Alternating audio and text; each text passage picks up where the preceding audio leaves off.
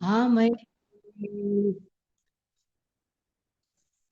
கைகளை அதிக ஓசையின்றி தேய்த்து கண்களில் வைத்து பின் முகத்தை தடவி இரு கைகளையும் தலைக்கு மேல் தூக்கி ஓர் ஆழமான மூச்சு இழுத்துவிட்டு பின் கைகளை இறக்கிக் கொண்டு கண்களை திறந்து தவத்தை நிறைவு செய்வோம்.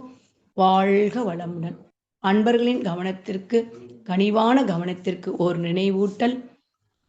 அருள்தந்தை வேதாத்ரி மகரிஷி அவர்கள் தனி மனிதன் அமைதி பெறுவதற்காக உடல் நலத்திற்கு உடற்பயிற்சி, உயிர் வளம் பெற காயகல்ப பயிற்சி, மனம் அமைதி பெற அகத்தவம் மற்றும் அகத்தாய்வு பயிற்சிகளை அளித்துள்ளார்கள்.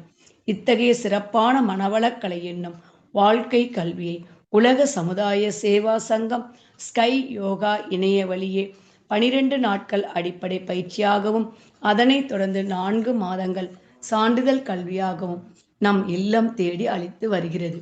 இந்த சிறப்பான செய்தியினை நமது உறவுகளிடமும் நட்புகளிடமும் பகிர்ந்து அனைவரும் உடல் நலத்துடன் ஆரோக்கியமாக அமைதியாக வாழ நம்மாலான சிறு உதவியினை செய்வோம். மகரிஷியின் கனவாம் உலக அமைதிக்கு நம்மால் என்ற சிறு தொண்டினை செய்து குருவின் கனவினை நனவாக்குவோம். மேலும் விவரங்களுக்கு kundaliniyoga.edu.in என்ற இணையதளத்திற்கு செல்லவும். வாழ்க வளமுடன். தவத்தினை தொடர்ந்து மனமும் மனிதனும் என்ற அருமையானதொரு தலைப்பில் இன்று சிந்தனை விளங்க வந்துள்ள பாக்யலட்சுமி பேராசிரியர் பாக்யலட்சுமி அம்மா அவர்களை இந்த அமர்வை நடத்தி கொடுக்க அன்போடு அழைத்து அமர்கிறோம். வாழ்க வளமுடன் அம்மா. வாழ்க வளமுடன் அம்மா. வாழ்க வையகம், வாழ்க வையகம், வாழ்க வளமுடன். குரு புகழ் வாழ்க, குருவே துணை. அனைவருக்கும் மாலை வணக்கமும் வாழ்க வளமுடன் வாழ்த்துக்களும். இன்று நமக்கு அருமையான ஒரு துரிய தவத்தை நடத்தி கொடுத்த நமது மதிப்பிற்கும் மரியாதைக்கும் உரிய பேராசிரியர் அமுதா நமச்சிவாயம் அம்மா அவர்களை அனைவரும் துரிய நிலையிலிருந்து வாழ்த்துவோம். அம்மா அவர்களும் அவர் தம் அன்பு குடும்பமும் அருட்பேராற்றல் கருணையினால் உடல் நலம், நீலாயுள், நிறை செல்வம், உயர் புகழ், மெய்ஞானம் ஓங்கி வாழ்க வளமுடன், வாழ்க வளமுடன், வாழ்க வளமுடன். இன்று நமக்கு கொடுக்கப்பட்டுள்ள தலைப்பு மனமும் மனிதனும். குருபிரான் சூக்குமமாக நம்முடன் இருந்து இந்த சிந்தனையை நல்ல முறையில் தருவதற்கு துணை நிற்பாராக என்று சங்கல்பித்துக் கொண்டு தொடங்குவோம். மனமும் மனிதனும் பிரிக்க முடியாத பந்தம் கொண்டவை. மனிதனை ஆட்டி படைப்பதும் மனமே, அந்த மனிதனை அலைய வைப்பதும் மனமே. மனத்தில் எழுகின்ற எண்ணங்களுக்கு ஏற்பவே ஒவ்வொரு மனிதனின் உயர்வும் தாழ்வும் அமைகிறது. இது எல்லாருக்குமே நமக்கு தெரியும். மன வளம் என்பது மனிதர் ஒவ்வொருவருக்கும் இன்றியமையாத வாழ்க்கையின் மகிழ்ச்சி சுரங்கமாகும். அதுவே இயற்கையின் நியதியாகும். மனம் என்பது ஒரு மனிதனுடைய வெற்றிக்கும் தோல்விக்கும், புகழுக்கும் இகழுக்கும், மானத்திற்கும் அவமானத்திற்கும் எல்லாவற்றிற்கும் காரணமாக இருப்பதனால் இந்த மனத்தை ஒழுங்குபடுத்திவிட்டால் எவ்வளவு பெரிய இலக்குகளையும் அடைய முடியும். இதைத்தான் நம்ம மகரிஷி சொல்றாங்க. மன தூய்மை, வினை தூய்மை மனிதன் வாழ்வில் மகிழ்ச்சி, இனிமை, நிறைவு, அமைதி நல்கும். மனம் உயர நேர்மை வழி அகத்தவமாம் மற்றும் தன் வினை உயர அறமே ஆகும்னு நம்ம மகரிஷி சொல்றாங்க. மனதின் தன்மை எதுவோ அதுவே மனிதனுடைய தன்மையாகும். மனதின் உயர்வுதான் மனிதனின் உயர்வு. பேராற்றலுடைய மனதை பொக்கிஷமாக பெற்ற மனிதன் அதன் மதிப்பையும் புதைந்துள்ள ரகசியங்களையும் பொக்கிஷ கதவை திறந்தால்தான் பெற முடியும். பொக்கிஷத்தை திறப்பதற்கான சாவியையும் மனிதனே தான் வைத்திருக்கிறான். திறக்க வேண்டியதுதான் மனிதனின் வேலை. மனதை திறந்து விட்டால் மனதை பண்படுத்தி பேரின்ப நிலையில் வாழ முடியும். மனித பிறவியின் நோக்கமும் அதுவே ஆகும். இயற்கையில் எண்ணிலடங்காத ரகசியங்கள் மறைபொருட்களாக அமைந்துள்ளன. மறைபொருட்களாக உள்ள உண்மைகள் அனைத்தும் மனித மனதின் மூலமே, மனிதனின் ஒருமுகப்படுத்தப்பட்ட சிந்தனைகளின் மூலமே, அதாவது இன்ட்யூஷன், டெலிபதி இப்படிலாம் வெளிப்படுகிறது என்பது பல ஞானிகள் உணர்த்திய உண்மைகளின் மூலம் தெரிந்து கொள்ளலாம். உதாரணமாக, அணுவை பிளக்க முடியாது என்று விஞ்ஞானிகள் நினைத்து கொண்டு இருந்த காலத்திற்கு பல நூற்றாண்டுகளுக்கு முன்னரே ஔவையார் இந்த காலத்திலேயே இப்பதான் கண்டுபிடிச்சிருக்காங்க அணுவை பிளக்க முடியும்னு. குறளின் பெருமையை பற்றி சொல்லும் போது, அணுவை துளைத்தேள் கடலை புகுத்தி குறுகத் தரித்த குரல் அப்படின்னு பாடியிருக்காங்க. அப்ப அணுவை பிளக்க முடியுங்கிற செய்தியை நமக்கு அப்பவே அவங்க சொல்லிட்டு போயிருக்காங்க. அந்த செய்தி அவர் மனதில் உள்ளுணர்வு மூலம் தெரிந்திருக்கிறது. இன்னைக்கு எல்லாம் அரசியல் ஜோசியத்தை வச்சுதான் ஃபுல்லா நடக்குது. அரசியல் பேசுறேன்லாம் நினைக்க வேணாம். மகரிஷியே அரசியல் பேசியிருக்காங்க. இன்னைக்கு நவகிரகம்லாம் நம்ம டெலஸ்கோப் வச்சு பாக்குறாங்க, இந்தந்த கலர்ல இருக்குதுன்னு கண்டுபிடிக்கிறாங்க. அன்னைக்கு பல ஆயிரம் ஆண்டுகளுக்கு முன்பாக இந்தந்த கலர்ல இருக்குன்னு எப்படி கண்டுபிடிச்சாங்க? அதுக்கு ஒரு சிலைய கொடுத்து அதுக்கு அந்த கலர்ல ட்ரெஸ்ஸ போட்டு விட்டு வச்சிருந்தாங்கன்னாக்கா உள்ளுணர்வாக அன்று உணர்ந்தார்கள். இந்த உள்ளுணர்வு பெற மனம் வளமாக இருக்க வேண்டும். அதற்கு தவமும் சிந்தனையும் உதவி புரியும். நம் மனம் பேராற்றல் களத்தோடு ஒன்றுபடும் போது பேராற்றலோடு கூடி பேரின்பம் பெறுகிறது. அதுவே விரிந்து புறமனமாக புலன் வழி செல்லும் போது அதற்குண்டான இன்ப துன்ப அனுபவங்களை பெறுகிறது. இதுதான் மனதின் விசித்திரமாகும். எனவேதான் ஒண்டர்லேண்ட், விசித்திர லோகம் என்கிறார் நம்ம மகரிஷி. 1 முதல் 40 அலைச்சூழல் வரை இயங்கக்கூடிய மனம் பெரும்பாலும் வினாடிக்கு 14 முதல் 40 வரை அலைச்சூழலில் புலன் மயக்கத்தில் இயங்குகிறது. புலன்களை தாண்டித்தான் மனம் இறைநிலையை அடைய முடியும். மன அலைச்சூழலை குறைப்பதற்கு அகத்தவம் அவசியம். அழுகணி சித்தர் பாடியிருப்பார் இல்லையா? காட்டானை மேலேறி கடைத்தெருவே போகையிலே நாட்டார் நமை மறித்து நகை புரிய பார்ப்பரென்றோ. நாட்டார் நமை மறித்து நகை புரிய பார்த்தாலும் காட்டானை மேலேறி என் கண்ணம்மா கண்குளிர பாரேனோன்னு பாடியிருப்பார் இல்லையா? பஞ்சபூதங்களை கடந்த இறைநிலையாகிய கடைத்தெருவே போகையிலே ஐம்புலன் என்னும் நாட்டார் நம்மை வழி மறிக்கிறார். இத்தகைய கட்டுப்படுத்த முடியாத டிஸ்டர்பன்ஸை எல்லாம் தெய்வீக குண்டலினி யோகத்தால் மட்டும்தான் கட்டுப்படுத்த முடியும். பொதுவாக மனம் என்பதை புத்தி, அறிவாற்றல் அப்படின்லாம் சொல்றாங்க. மனித மனத்தை பற்றிய ஆய்வுகள் நீண்ட நெடுங்காலமாக நடந்து கொண்டிருக்கிறது. மனம் என்பதை பொதுவாக நெஞ்சில் கை வைத்து சொல்றோம். அறிவு என்பதை மூளையின் பகுதியாக நம்ம சொல்றோம். மனம் இதயம் சம்பந்தப்பட்டது, அதனால்தான் மனப்பூர்வமாக மனசாட்சிப்படி அப்படின்லாம் நம்ம சொல்றோம். அறிவு மூளை சம்பந்தப்பட்டது, அதை சட்டபூர்வமாக அப்படின்னு சொல்லுவோம். மனசாட்சிப்படி நாம் நம் கடமையை ஒழுங்காக செய்ய வேண்டும். எல்லா விதத்திலும் நம்மோட கடமையை நாம் ஒழுங்கா செய்யணும். கோபப்படுறப்போ நம் மனசாட்சி செத்துவிடும். மனசோடு பேசணும்னா சைலண்டா தான் பேச முடியும். அமைதியா இருக்கிறப்பதான் மனசாட்சி நம் பக்கம் வரும். நாம கோபப்படுறப்பயோ நாம கத்துறப்பயோ மனசாட்சிக்கு காது கேட்காது. அதுக்குதான் என்ன சொல்லுவாங்க, கூல் ஆயிட்டு வாங்க, கொஞ்சம் தண்ணி குடிச்சிட்டு வாங்க. யாராவது இந்த மாதிரி இருந்தாங்கன்னாக்க கோபத்தோட இருந்தாங்கன்னா கொஞ்சம் தண்ணி குடிங்க, கொஞ்சம் கூல் ஆயிட்டு வாங்க, அதுக்கப்புறம் பேசுங்கன்னு சொல்லுவாங்க இல்லையா? அத மாதிரி சொல்லுவாங்க. மனிதன் என்பவன் யார்? மனதை இதமாக வைத்துக் கொள்பவனே மனிதன். இதமாக வைத்துக்கிறதுனா இளையராஜாவோட பாடலை போட்டு இளையராஜாவின் மனதை வருடும் பாடல்களை கேட்டாலே மனம் இதமாகி விடுமா? இல்ல. காலையில இருந்த நம்ம மனநிலை மாலையில நமக்கு இருக்கிறது இல்ல. ஒரு சமயமும் நமக்கு மனநிலை மாறிக்கிட்டே இருக்குது. நேற்று இருந்த மனநிலை இன்று இருக்கிறது இல்ல. ஒரு நாளைக்கு சுமார் 60,000 எண்ணங்கள் தோன்றுகின்றன. அதுல 99% வந்து நெகட்டிவ் தாட்ஸ், 1% தான் பாசிட்டிவ் தாட்ஸும் இருப்பதாக ஆராய்ச்சியாளர்கள் கணித்துள்ளார்கள். நம் மனவளக்கலை அன்பர்களிடம் இந்த சோதனையை நடத்தினால் அவர்கள் தோற்றுதான் போவார்கள். அப்படித்தானே அன்பர்களே? கடவுள் பிளஸ் எல்லா தீய வினைப்பதிவுகள் மனிதன். மனிதன் பிளஸ் எல்லா நல்ல வினைப்பதிவுகள் கடவுள். நம் மனதில் தீய எண்ணங்கள் எழும்போது ராமா ராமான்னு சொல்லிக்கணும்னு சஜஸ்ட் பண்ணுவாங்க. தெய்வத்தின் மீது சிந்தனையை திருப்புவது அந்த சமயம் பலன் தரும். ஆனால் தீய எண்ணம் மீண்டும் தலை தூக்கும். அப்போதும் கடவுள் பெயரை சொல்லித்தான் நம் சபலத்தை அடக்க வேண்டுமா? அதே மாதிரிதான் தீய எண்ணம் வரும்போது பாசிட்டிவா திங்க் பண்ணணும்னு சொல்லுவாங்க. ஒண்ணும் இல்லைங்க, வீடு முழுக்க ஒரே நாத்தமா இருக்குது, ஒரு எலி செத்து கிடக்குது. அது எங்க இருக்குன்னு தேடி கண்டுபிடிக்க நமக்கு பொறுமை இல்லை. அந்த நாற்றத்தை மறைக்க என்ன செய்யறோம்? ஊதுபத்தி கொளுத்துறோம், ரூம் ஃப்ரெஷ்னர் வைக்கிறோம், ஏதோ யூஸ் பண்றோம். நம்ம அப்ப கொஞ்ச நேரத்துக்கு வேண்டுமானாலும் அந்த நாற்றத்தை, எளிய நாற்றத்தை வந்து நம்ம மறைக்க முடியும்.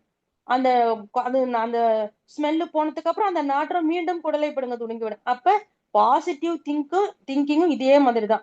சரி, பாசிட்டிவ் திங்கிங்க்கு மாற்று இருக்கிறதா? இருக்கிறது. அதற்கு பெயர் ஆத்தென்டிக் திங்கிங். நாம ரொம்ப துன்பத்துல இருக்கிறோம்னு வச்சுக்கோங்க. நான் படும் துன்பத்தை சுற்றியே என் சிந்தனை சுழல்கிறது அப்படின்னு நம்ம வெறுப்பு அடைஞ்சிட்டு, ஐயோ எனக்கு எப்ப பார்த்தாலும் கஷ்டமா இருக்கு, ஏன் நான் இப்படி என்னோட இந்த சிந்தனையே ஃபுல்லா இந்த துன்பத்தை பத்தியே இருக்குதே, நான் அப்படிலாம் இல்லையே, நான் மகிழ்ச்சியோட தான் இருக்கேன், நான் மகிழ்ச்சியோட தான் இருக்கேன், நம்ம போலியாக நான் பாசிட்டிவா தான் திங்க் பண்றேன் அப்படின்னு நம்ம நினைச்சோம்னா மனசுக்குள் ஒரு போராட்டம் தான் உருவாகும்னு சொல்றாங்க. உங்களின் சிந்தனை மீது வெறுப்பு காட்டாமல் நடுநிலையோடு கவனியுங்கள்.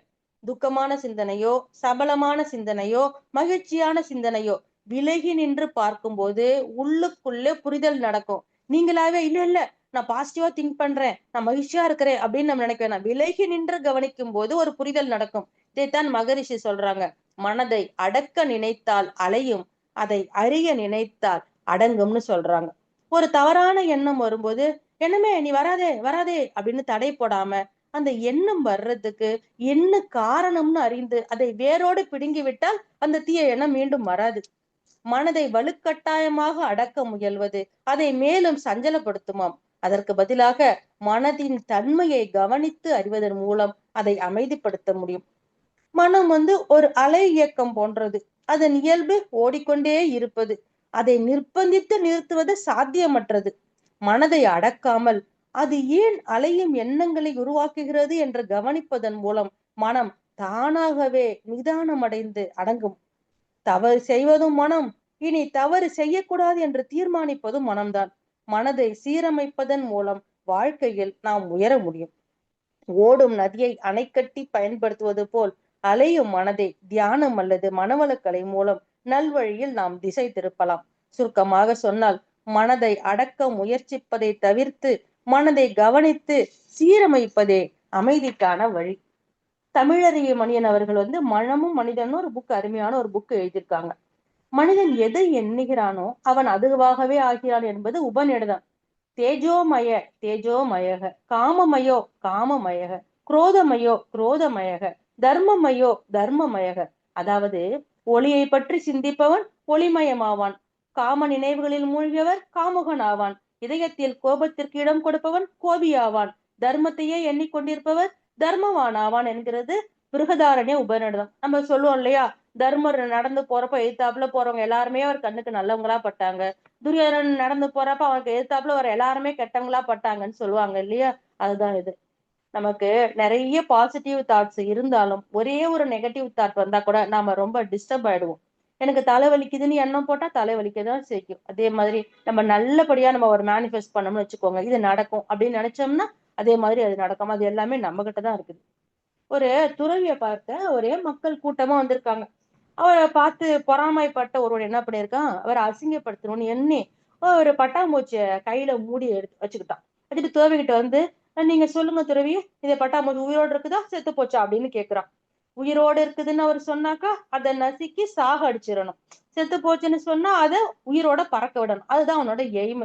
துறவி ஞான தீட்சால கண்டுபிடிச்சிட்டாரு. துறவி சொல்றாரு, உள்ளது உள்ளபடி சொல்வது என்றால் அது உன் கையில் இருக்கிறதுன்னு சொல்றாரு. அதே மாதிரிதான் நம் வாழ்க்கையும் நம் கையில் தான் உள்ளது. சரியாக பயன்படுத்தி கொண்டால் நன்மை, இல்லை என்றால் தீமைதான்.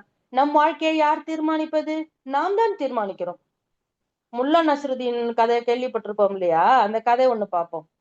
அவரு முல்லா வேலைக்கு போயிட்டு வீடு திரும்புறார். வீடு திரும்ப முல்லாவோட ட்ரெஸ்ல நீளமான ஒரு கருப்பு முடியை பார்க்கிறார் அவரது மனைவி. அவ்வளவுதான், பூகம்பமே வெடிக்கிறது. சந்தையின் வழியாதான் வந்தேன், எப்படியோ ஒட்டி இருக்குன்னு சொல்றாரு. ஆனாலும் ஒரே வீட்டுல பிரச்சனை. அடுத்த நாள் ஒரு நரைத்த முடிய ஒரு சட்டையில இருக்குது. நேற்று இளம்பெண், இன்று தலை நரைத்த பெண்ணா அப்படின்னு ஒரே ஆர்ப்பாட்டம். அடுத்த நாள் என்ன பண்றாரு, உஷாரா என்ன பண்றாரு, ட்ரெஸ் எல்லாம் உதறிட்டு வீட்டுக்கு வராரு. ஃபுல்லா நம்ம போய் இன்னைக்கு போயிட்டு நம்ம திட்டு வாங்க கூடாதுன்னு வீட்டுக்கு வராரு. ஒய்ஃப் சோதனை போடுறாங்க, முடியல. அப்பாடான்னு முல்லா நிம்மதி பெருமூச்சோட போறப்போ ஒய்ஃப் பயங்கரமா அழறாங்களாம். போயும் போயும் மொட்டை தலை பொண்ணான்னு அழறாங்களாம். அதாவது என்ன பண்ணாலும் குத்தம்னா நம்ம என்ன செய்ய முடியும்? விளைவு குடும்பத்துல நிம்மதி இல்லை. எல்லாத்தையுமே சந்தேகப்பட்டுக்கிட்டு இருந்தா இப்படிதான் நடக்கும். மன நிம்மதிங்கிறது இருக்காது. ஹஸ்பண்ட் ஒய்ஃபுக்குள்ள ஒளிவு மறைவுங்கிறது இருக்கக்கூடாது. இப்ப என் கூட காலேஜ்ல படிச்சவன் ஒரு ஆஃப்டர் 20 இயர்ஸ் திடீர்னு போன் பண்றான். என் ஒய்ஃபுக்கு உடம்பு முடியல, பணம் அனுப்புன்னு சொல்லி கேட்கறான். யூஸ்வலா யாராவது கேட்டா குடுக்கறதுதான். நான் சொன்னேன், ஹஸ்பண்ட் வரட்டும் கேட்டுட்டு அனுப்புறேன்னு சொன்னேன். இல்ல இல்ல அவர் வரத்துக்கு முன்னாடி அனுப்புன்னு சொல்றான். அத்தனை வருஷம் கழிச்சு என்கிட்ட பேசுறவன் நீ பணம் அனுப்புங்கிறான். ஐயோ இதெல்லாம் தப்பு இல்லையா, ரொம்ப பேட் பிஹேவியர் ஆச்சு, அது என்ன அப்படி தெரியாம அனுப்புன்னு சொல்றதுன்னு சொல்லிட்டு நான் அனுப்பல. இப்ப ஹஸ்பண்ட் பொண்ணுல பொம்பளை பிள்ளைங்களை வச்சிருக்கமே, பிள்ளைங்களுக்கு நல்ல பழக்கத்தை கத்து கொடுக்கணும் இல்லையா. நான் பிள்ளைங்களை வச்சுட்டு சொல்றேன், இந்த மாதிரி ஹஸ்பண்ட்க்கு தெரியாம பணம் அனுப்புன்னு சொன்னப்பவே அவன் ரொம்ப மோசமானவன் அண்ணன் நமக்கு நல்லா தெரிஞ்சு போச்சு. இன்கேஸ் நான் அவனுக்கு பணம் கொடுத்திருந்தா அவன் என்ன வேணா சொல்லலாம், நம்மள திரும்ப திரும்ப மிரட்டுறதுக்காக என்ன வேணா சொல்லலாம். அப்ப பிள்ளைங்கள்ட்ட நான் சொன்னேன், இதே மாதிரி ஒரு சிச்சுவேஷன் ஃபியூச்சர்ல உங்களுக்கு வந்துச்சுன்னா நீங்க பயப்படக்கூடாது.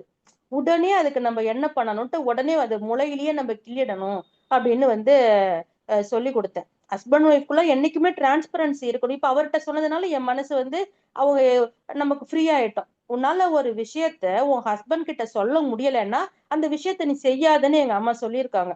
அந்த மாதிரி நம்ம எல்லாத்தையுமே ஒரு டிரான்ஸ்பரன்சி இருக்கணும் ஹஸ்பண்ட் ஒய்ஃப்னாக்கா. அதனால லைஃப் ஸ்மூத்தா போகுது. எல்லாருக்குமே அப்படிதான் நடக்கும்னு நினைக்கிறேன். அது வந்து ரொம்ப யூஸ்ஃபுல்லா இருக்குது.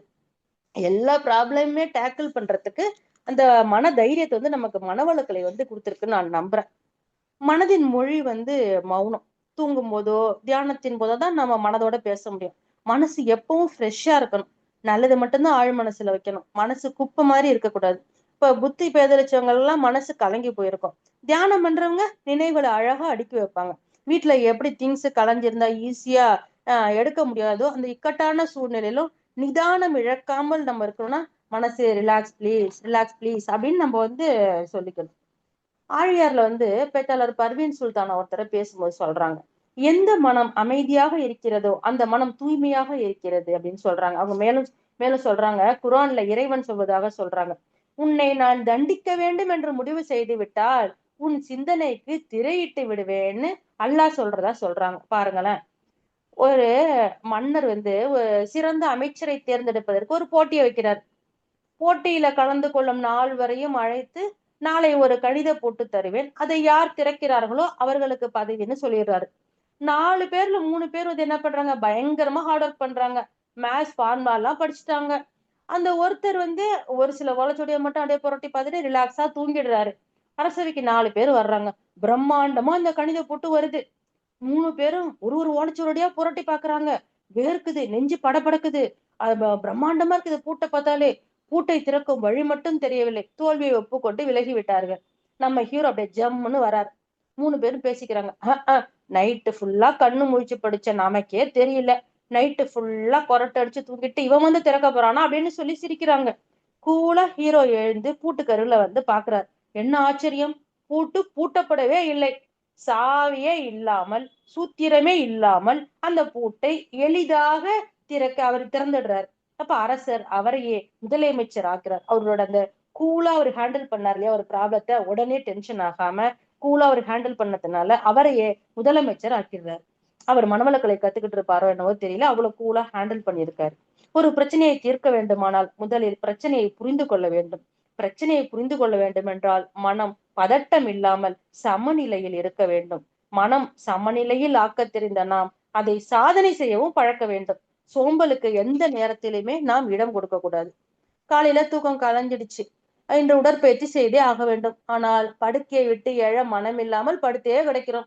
அப்ப நாம நியாயப்படுத்திக்கிறோம், இன்னைக்கு சனிக்கிழமை தானே, இன்னைக்கு ஞாயிற்றுக்கிழமை தானே. எத்தனை சமாதானம் சொல்லிக் கொள்கிறோம். இன்னும் கொஞ்சம் இந்த இந்த இன்பத்தை அனுபவிப்போமே அப்படின்னு படுக்கையில உருண்டு உருண்டு உருண்டு படுத்துக்கிட்டே இருக்கிறோம். ஆழமாக சென்று பார்த்தால் தூக்கம் கலைந்த பிறகும் படுக்கையில் உருண்டு கொண்டிருப்பதற்கு முக்கிய காரணம் நமக்கு அது பிடிக்கிறது. படுத்து கொண்டிருப்பது நமக்கு பிடிக்கிறது. உடற்பயிற்சி செய்துவிட்டால் எல்லா நோயிலிருந்தும் விடுதலைன்னு சொன்னா கூட எழுந்திருப்போமா தெரியல. நல்ல எக்ஸசைஸ் பண்றவங்களுக்கு யோகா டீச்சர் போஸ்டிங் கொடுக்குறாங்க. ஒரு 1 lakh சேலரி அப்படின்னு சொன்னாக்கா பிரியாரிட்டி தூக்கத்தை விட எக்ஸசைஸுக்கு போகுமா இல்லையா? போகும். இந்த 1 lakh சேலரியை விட அதிக மதிப்பு வாய்ந்தது நமது உடல் உறுப்புகள் என்று நமக்கு தெரிய வரும்போது கண்டிப்பாக நாமும் எழுந்து விடுவோம். நம் மனதிற்கு பிடித்த ஒரு வேலையை செய்யும் போதுதான் நாம் மனிதராக நாம் உருவாக முடியும்.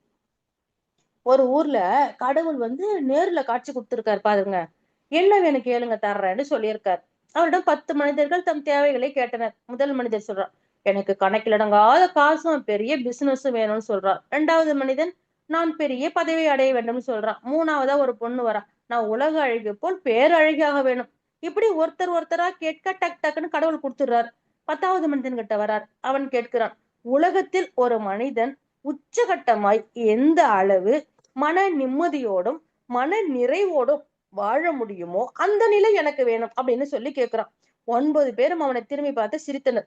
மன நிம்மதியா, மன நிறைவா, பிழைக்க தெரியாதவன்டா அப்படின்னு சொல்லி சிரிக்கிறாங்க.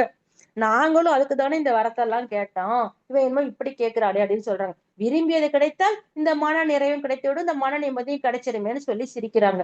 கடவுள் 10வது நம்பர் கிட்ட சொல்றாரு, அப்பா நீ கொஞ்சம் வெயிட் பண்ணு, நான் வந்துடுறேன், உங்ககிட்ட கொஞ்சம் பேசணும், கொஞ்சம் வெயிட் பண்ண, நான் வந்துடுறேன்னு சொல்லிட்டு போயிட்டாரு. கடவுள் அந்த 10வது மனிதரிடம் என்ன சொல்ல போகிறார், என்ன தரப்போகிறார் என்பதை பார்க்க அந்த 9 பேரும் வெயிட் பண்றாங்க.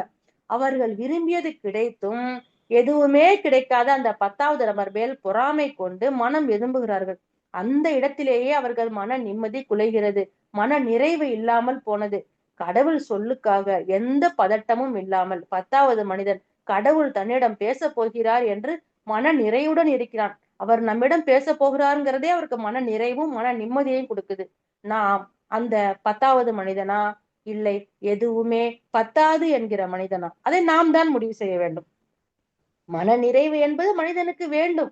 ஒரு பாயிண்ட்ல நம்ம சேச்சுரேட் ஆயிடணும், திருப்தி அடையணும். மனம் நல்ல வேலைக்காரன், பட் மோசமான எஜமானன். மனசை சரியா நிர்வகிக்காம அது இஷ்டத்துக்கு விட்டுட்டோம்னா அது இஷ்டத்துக்கு நம்மள கொண்டு போயிடும். மனசை நம்ம கட்டுப்பாட்டுக்குள்ளார நாம வச்சுக்கணும். இது மாதிரிதான் மனசை ஒழுங்கா நிர்வகிக்காம ஒரு ஒய்ஃப் வந்து ஹஸ்பண்ட் கிட்ட கேட்டிருக்கா, வந்து யார் கொட்டுனா வலிக்காது, அப்பா கொட்டுனா வலிக்காதா, அம்மா கொட்டுனா வலிக்காதான்னு கேட்டிருக்கா. அவ ஹஸ்பண்ட் வந்து தெரியலையே அப்படின்னு சொல்லியிருக்காரு. அப்பா கொட்டினாலும் வலிக்கும், அம்மா கொட்டினாலும் வலிக்கும், முடி கொட்டினாதான் வலிக்காதுன்னு ஒய்ஃப் சொல்லி சிரிச்சிருக்காங்க. ஹஸ்பண்ட் பயங்கர கோவமாயிட்டார். இதெல்லாம் ஒரு ஜோக்கா அப்படின்னு சொல்லிட்டு, இரு இரு நீ நரகத்துக்கு தான் போவ அப்படின்னு சொல்லியிருக்காரு. இந்த அவங்க ஒய்ஃப் ரொம்ப சோகமாயிட்டாங்க. நான் நரகத்துக்கு போகணும், அப்ப நீங்க எங்க மாமா போவீங்க அப்படின்னு கேட்டுருவாங்க. நான் சொர்க்கத்துக்கு போவேன் அப்படின்னு சொல்லியிருக்காரு. சொர்க்கத்துல என்ன இருக்கும் மாமா? தேவதைகள்லாம் கலர் கலரா ட்ரெஸ் பண்ணிட்டு அழகழகா இருப்பாங்க அப்படின்னு சொல்லியிருக்காரு. அப்ப நரகத்துல நரகத்துல குரங்கு கோட்டம் இதெல்லாம் தான் இருக்கும் அப்படின்னு அவர் சொல்லியிருக்காரு. உடனே ஒய்ஃப் சொல்லியிருக்காங்க, போங்க மாமா, உங்களுக்கு மட்டும் இங்கேயும் தேவதை அங்கேயும் தேவதை, எனக்கு மட்டும் இங்கேயும் டேஷ் அங்கேயும் டேஷான்னு சொல்லி ஒய்ஃப் கேட்டிருக்காங்க. அவரு இன்னும் கோவமாயிட்டாராம். நீ நல்லா இப்படிதான் பேசுவ, ராப்பன்சில காப்பாத்துன மாதிரி உன்னை காப்பாத்துனல்ல, அப்படிதான் நீ பேசுவேன்னு கோவிச்சுக்கிட்டானா. அது என்ன ராப்பன்சல் கதை? ராப்பன்சல் ஒரு மாபெரும் அழகி, நீளமான கூந்தல் உள்ளவர். பிறந்த உடனேயே இவளை ஒரு சூனியக்காரி பெற்றோரிடமிருந்து அபகரித்து போய் காட்டிலே உள்ள கோட்டை கோபுரத்தில் சிறை வைத்து விட்டாள். படிக்கட்டுகளோ கதவுகளோ இல்லாத அந்த உயரமான கோபுரத்தில் ஜன்னல் மட்டும் உண்டு. வெளியுலகத்தையே பார்க்காமல் ராப்பன்சல் வளர்கிறாள்.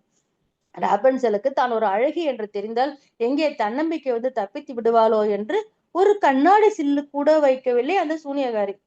எப்ப பார்த்தாலும் என்ன சொல்லுவாளாம், குரங்கு மாதிரி இருக்கிற இந்த முகத்தை வச்சுக்கிட்டு என் முன்னாடி வந்து நிக்காத போன்னு என்னென்னவோ கெட்ட வார்த்தைகளை சொல்லி சூனியக்காரி ராப்பன்சலை திட்டி தீர்ப்பாளாம்.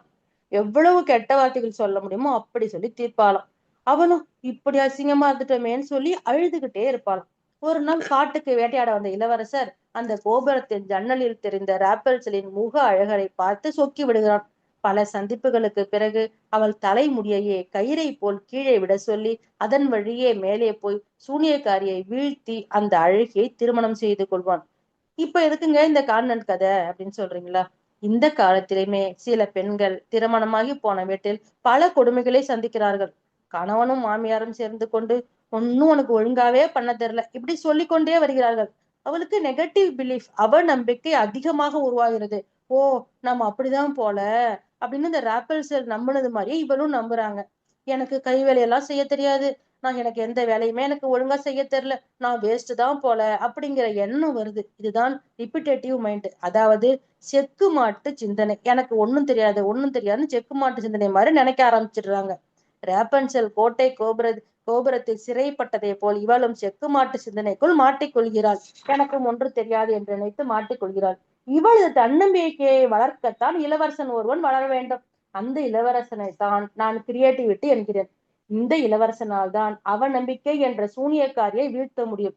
இந்த கிரியேட்டிவிட்டி என்ற இளவரசனால் தான் நம்முடைய ஆற்றல் என்ற இளவரசியை ரிப்பிட்டேட்டிவ் மைண்ட் என்ற சிறையில் இருந்து விடுவிக்க முடியும். எல்லாருடைய வாழ்க்கையிலும் இது போல சில காரணங்களால் சிறைப்பட்டிருக்கலாம். ஏதாவது ஒரு கிரியேட்டிவிட்டி, ஏதாவது ஒரு ஆர்ட் ஃபார்ம் என்பதை நாம வந்து சூஸ் பண்ணிக்கிட்டு நம்ம வளர்த்துக்கிறதுக்கு நம்ம முயற்சி செய்யணும். மனித வாழ்வில் ஒன்று போனால் மற்றொன்று என்ற துன்பங்கள் துரத்ததான் செய்யும். எப்போதாவது தான் வாழ்க்கையில் இனிமை கெட்டும். அந்த நொடி துன்பத்தை மறந்து அடுத்த கட்டத்தை நோக்கி நகர நாம் முயல வேண்டும். இருக்கின்ற சிறிய இன்பத்தையும் உதறிவிட்டு துன்பத்தையே நினைத்து வருந்தினால் பயன் ஒன்றும் இல்லை. அதற்கு நம் மனமாற்றம் அவசியம். கோதையம்மா வந்து இன்னைக்கு நார்வேல பேசுனாங்க. இது கெட்டதா இருக்குமோன்னு பயந்து நம்ம நல்லதையெல்லாம் ஒதுக்கி வச்சிடுறோம். நல்லது கெட்டது எது நம்ம பிரித்துணரும் திறன் வந்து நமக்கு வேணும் அப்படின்னு சொல்லிட்டு சொன்னாங்க. ஒருவரை மன்னிப்பது நம் மனதை மட்டுமல்ல, மூளையின் ரசாயன மாற்றத்தையும் மாற்றுகிறது. ஸ்டான்ஃபோர்ட் யுனிவர்சிட்டியில வந்து ஃபர்கிவ்னஸ் ப்ராஜெக்ட் ஆய்வின்படி, மன்னிக்கும் பழக்கத்தை கடைபிடித்தவர்களுக்கு மன அழுத்த ஹார்மோனான கார்டிசோல் அளவு கணிசமாக குறைந்திருக்கிறதாம். மன்னிக்காமல் கோபத்தை பிடித்து வைத்திருப்பது, பழிவாங்க நினைப்பது, இவங்களுக்கெல்லாம் ஹை பிபி, தூக்கமின்மை இந்த பிரச்சனைகள்லாம் வந்திருக்குது. மன்னிப்பது அவர்களுக்காக அல்ல, நம் உடலும் நம் மனமும் அமைதியாக வாழ்வதற்கு நாம் மன்னிக்க பழக வேண்டும். தெலுங்கானாவுல வந்து ஒரு 12th இந்த 2 days பிஃபோர் ஒன்னு கொண்டு வந்திருக்காங்க. அதாவது ஃபீல் த ஜெயில், சிறைச்சாலையை அனுபவிங்கள் அப்படிங்கிற திட்டத்தை வந்து அந்த மாநில அரசு வந்து உண்டாக்கி இருக்குது. இந்த அப்படின்னா என்னன்னா ஒரு ஜெயில் எக்ஸ்பீரியன்ஸ் தராங்க அவங்க. இந்த ஜெயில் எக்ஸ்பீரியன்ஸை பெற 12 மணி நேரம் நம்ம அந்த ஜெயில தங்கணும்னா 1000 ருபீஸ், 24 மணி நேரம் தங்கணும்னா 2000 ருபீஸ் வந்து வசூலிக்கிறாங்க. ஒரு தீம் பார்க்கு போறோம், வெயில் தாங்கல, வெளில வந்துடலாம். இதுல அப்படி பாதியே வெளியில வந்தா ஃபைன், இன்னும் ஒரு 500 ருபீஸ் நம்ம பே பண்ணணும். இது வந்து பழி வாங்குதல்களில் இருந்து மனம் மாற்றத்தை நோக்கி நகர்வதை இது பிரதிபலிக்கிறது. அதாவது இந்த அந்த பழி வாங்கணும்னு நினைக்கிறதுனால தானே ஜெயிலுக்கு போறோம், அப்படி வாங்கக்கூடாது அப்படிங்கிற மாற்றத்தை நோக்கி நகர்வதற்கு இவங்க வந்து இந்த மாதிரி ஒரு திட்டத்தை வந்து தெலுங்கானால உண்டாக்கி வச்சிருக்கிறாங்க. இப்ப 2 days பிஃபோரா இது வந்து ஒரு மன மாற்றத்தை உண்டாக்குகிறதாம். இப்ப ஒரு எஸ்பி கூட பண்ணார் இல்லையா, பைக்ல ஃபாஸ்டா ரைட் போன பசங்களை எல்லாம் என்ன பண்ணாரு, அவங்களுக்கு தண்டனைன்னா ஜெயில போட மாட்டேன்னு சொல்லிட்டு எமர்ஜென்சி வார்டுல அட்மிட் ஆகிறவங்க எல்லாம் அவங்களுக்கு நீங்க ஹெல்ப் பண்ணுங்கன்னு போட்டோம்னா அவங்களுக்கு மனசு எப்படி இருந்துச்சு, அப்ப திருந்துட்டாங்க இல்லையா. அந்த மாதிரி இது ஒரு திருந்தும் அப்படிங்கிறதுக்காக சொல்றாங்க. நமக்கு ஏன் இந்த பழி வாங்கும் எண்ணமோ, அவங்களை கோவப்படுத்துறது, கஷ்டப்படுத்துற எண்ணம் எல்லாம் நமக்கு. நம்மகிட்ட ஒரு அருமையான திருக்குறள் இருக்குது, இன்னா செய்தாரை ஒருத்தல் அவர்னால நன்னயம் செய்தல், நம்மகிட்ட அழகா இருக்குது. மனம் புலன் உணர்வினில் மயங்கிட மாயையாம், மனம் உயர் வெளியினில் மருவி தோய்ந்திட, மனம் விரிந்த அறிவெனும் மாப்பதம் எய்திடும், மனம் அறிவாகிய மனிதனும் தெய்வமே. மனம் மாயை என்பார்கள் மனநிலை மாற்றத்தை, மனம் மாய்வதே இல்லை, மனம் மெய்ப்பொருளாகி மனமே அறிவாக மறுபிறவி எய்திடும், மனம் அறிவான பின் மரணமிலா நிலை, மனமது இயற்கையில் மாபெரும் நிதியல்லோ, மனமதை தாழ்ந்திட மயக்கத்தால் துன்பமே, மனமதை உயர்த்தினால் மட்டில்லா இன்பமாம், மனத்திலே உல எல்லாம் மற்றெங்கு தேடுவேர். பல கோடி பிறவி எடுத்து வந்ததில் தனது சுயத்தை மறந்து உலகியல் பற்றுக்களால் கலங்கப்பட்ட ஆன்மாவை தூய்மை செய்ய தன் அளவிலே குறுகியுள்ள மனதை இறைவெளியாகிய சுத்தவெளி வரை விரித்து பழக பழகத்தான் உலகியல் பற்று நீங்கும், இறைப்பற்று மலரும். எதை பற்றி கொள்ள வேண்டுமோ அதை பற்றி கொள்ளாததால் மனிதனுக்கும் பொருள், புகழ், அதிகாரம், புலன் இன்பம் ஆகியவற்றில் பற்றாக்குறையாகவே உள்ளது. இறைப்பற்று மலர்ச்சி பெற துரியாதீத தவம்தான் உதவி செய்யும் என்கிறார் நம்ம மகரிஷி. தவறிழைப்பதும் மனம், இனி தவறு செய்துவிடக் கூடாது என தீர்மானிப்பதும் மனம், தவறு செய்யாத வழியை தேர்ந்து ஒழுக வேண்டியதும் அதே மனம். ஒவ்வொரு மனிதரும் செயல்களை செய்துவிட்டு விளைவுகள் வரும்போது எதிர்பார்த்தது இல்லை என்றால் ஏமாற்றம் அடைகிறார்கள். சிந்தித்து செயலாற்ற வேண்டும். அதற்கு மன தூய்மை மிகவும் அவசியம். அகத்தாய்வு என்ற தற்சோதனை பயிற்சியின் மூலம்தான் மனம் தூய்மை பெற முடியும். சாப்பிட்ட பாத்திரங்களை அன்றாடம் சுத்தம் செய்வது போல் மனதையும் தினசரி தற்சோதனை பயிற்சியின் மூலம் தூய்மை செய்து கொண்டே இருக்க வேண்டும். அதன் பிறகு மனிதராவதும் மனிதராவதும் நம் கையில் உள்ளது என்று கூறி சிந்தனையை முடித்துக் கொள்கின்றேன். வாழ்க வளமுடன். மிக்க நன்றி. வாழ்க வளமுடன்மா. கடல் மடை